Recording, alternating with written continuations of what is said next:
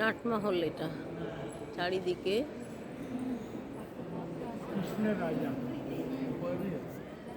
আর এইটা হচ্ছে দরবার।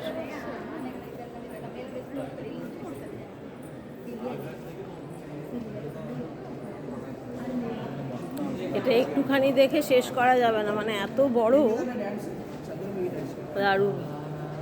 এখানে নাচ হতো আর কি, এখানে বসতো দরবার, নাচ গানের আসর বসতো। কী বলে ওটাকে? নাটমহল বলছে এটাকে। আর এইখানে পর্দানসীন রানীরা বসতো, সব রানীরা, সব ঢাকা দেখা যাচ্ছে, দাঁড়াও, এইগুলো সব পর্দানসীনরা থাকতো।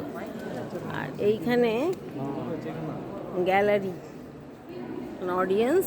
অডিয়েন্স বসতো এই জায়গাটা।